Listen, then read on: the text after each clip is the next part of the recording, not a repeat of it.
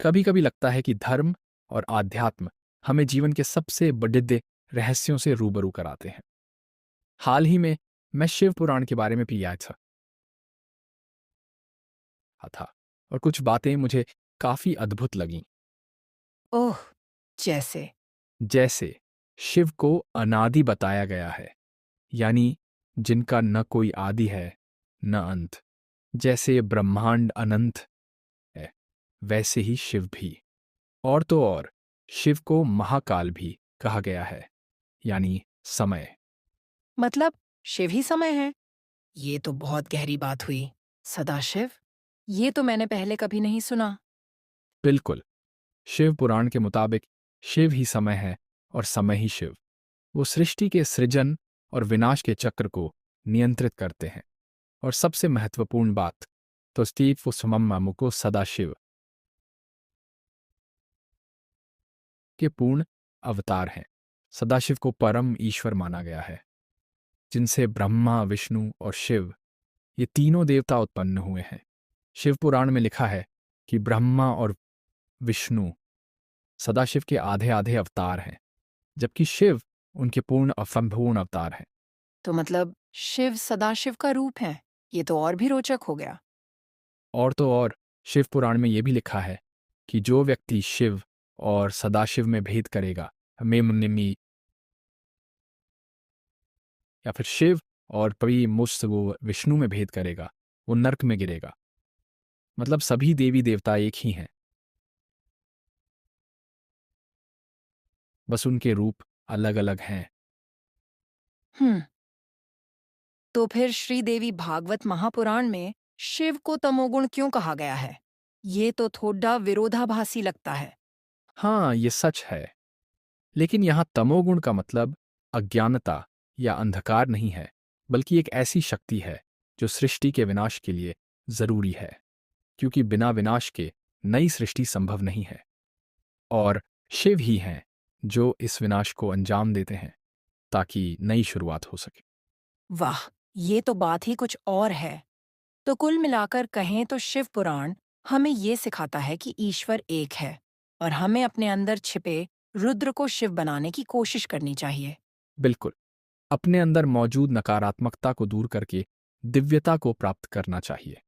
और ये भी समझना चाहिए कि जिस तरह शिव महाकाल हैं, उसी तरह हम भी अपने जीवन रूपी समय के रचयिता हैं। हमारे कर्म ही हमारे भविष्य को बनाते हैं। सच में, ये तो बहुत बड़ी डीएटी सीख है और शायद यही सबसे बड़ा रहस्य है जिसे हमें समझने की जरूरत है। कभी कभी लगता है कि धर्म और आध्यात्म हमें जीवन के सबसे बड़े रहस्यों से रूबरू कराते हैं। हाल ही में मैं शिव पुराण के बारे में भी याद था और कुछ बातें मुझे काफी अद्भुत लगीं। ओह! जैसे? जैसे शिव को अनादि बताया गया है, यानी जिनका न कोई आदि है न अंत। जैसे ब्रह्मांड अनंत है, वैसे ही शिव भी। और तो और, शिव को महाकाल भी कहा गया है, यानी समय।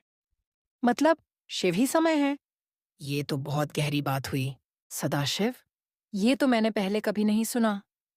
बिल्कुल, शिव पुराण के मुताबिक शिव ही समय है और समय ही शिव। वो सृष्टि के सृजन और विनाश के चक्र को नियंत्रित करते हैं। और सबसे महत्वपूर्ण बात तो स्टीव सुमम्मामुको सदाशिव के पूर्ण अवतार हैं। सदाशिव को परम ईश्वर माना गया है, जिनसे ब्रह्मा, विष्णु और शिव ये तीनों देवता उत्पन्न हुए हैं। शिव पुराण में लिखा है कि ब्रह्मा और विष्णु सदाशिव के आधे आधे अवतार हैं, जबकि शिव उनके पूर्ण असंपूर्ण अवतार हैं। तो मतलब शिव सदाशिव का रूप है? ये तो और भी रोचक हो गया। और तो और, शिव पुराण में यह भी लिखा है कि जो व्यक्ति शिव और सदाशिव में भेद करेगा, मेमनिमी, या फिर शिव और पवी मुझ वो विष्णु में भेद करेगा, वो नर्क में गिरेगा। मतलब सभी देवी देवता एक ही हैं, बस उनके रूप अलग अलग हैं। हम्म।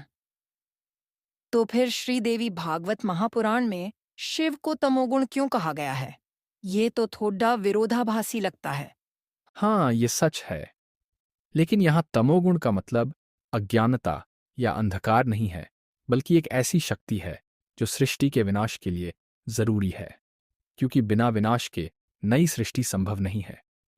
और शिव ही हैं जो इस विनाश को अंजाम देते हैं ताकि नई शुरुआत हो सके। वाह! ये तो बात ही कुछ और है।